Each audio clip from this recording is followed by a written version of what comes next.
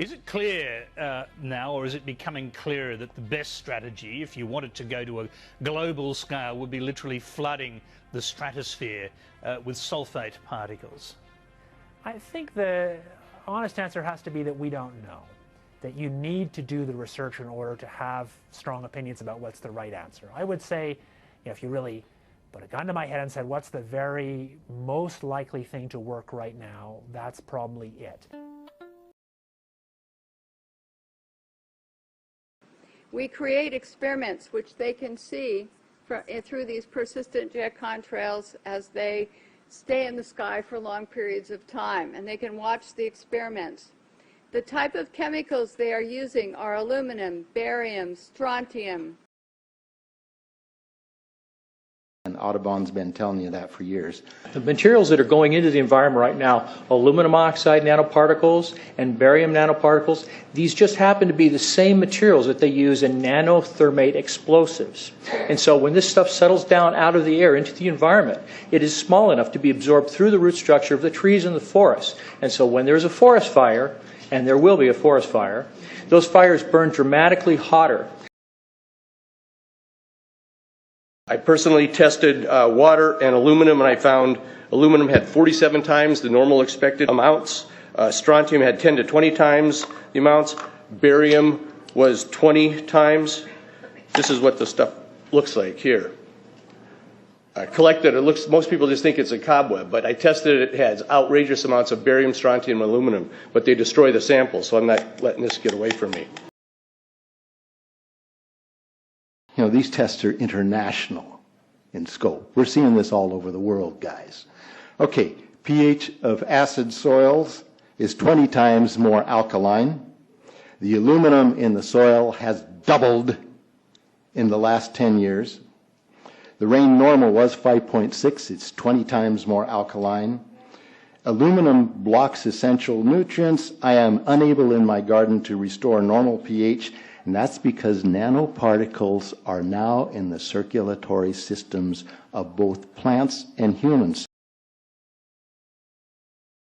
As we move up in the atmosphere, we could think about whitening clouds by a variety of techniques, and perhaps the most well-known and most talked about solar radiation management technology is the idea of spraying sulfate particles or something similar into the upper layers of the Earth's atmosphere.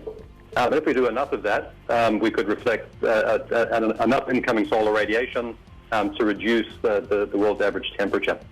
Do we know, and Jane, I'll put this to you, I mean, every time you start talking about sending planes up to start spraying sulfites into the upper atmosphere, people start getting a little bit queasy and wonder whether or not it could have unintended consequences on the ecosystem.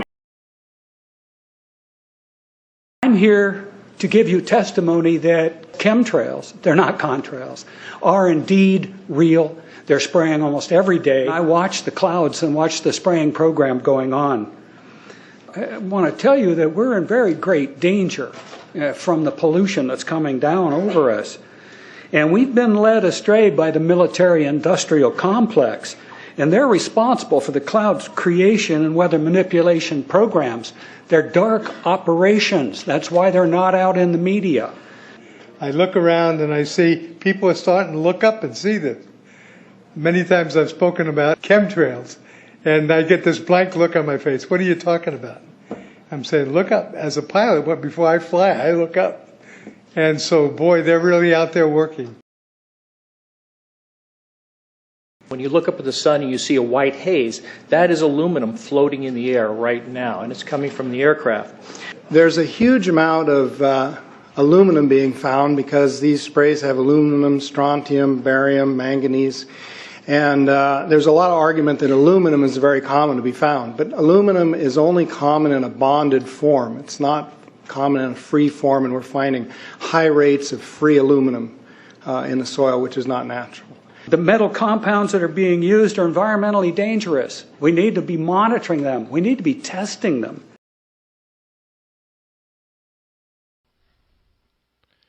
Chemtrails. And chemtrails, by the way, barium salts are in chemtrails. They are 10,000 times more toxic to your nervous system than lead.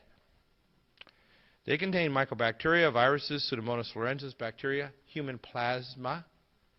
Wonder what human plasma is doing in chemtrails.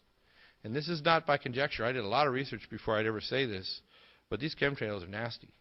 And there's 3 reasons for chemtrails. The first is and I talked to my NSA buddies at Fort Carson, Peterson Air Force Base, and Buckley, where I was actually their doctor taking care of the pilots flying and spraying the chemtrails. So I know it's real. If anybody says it's not real, they're full of it.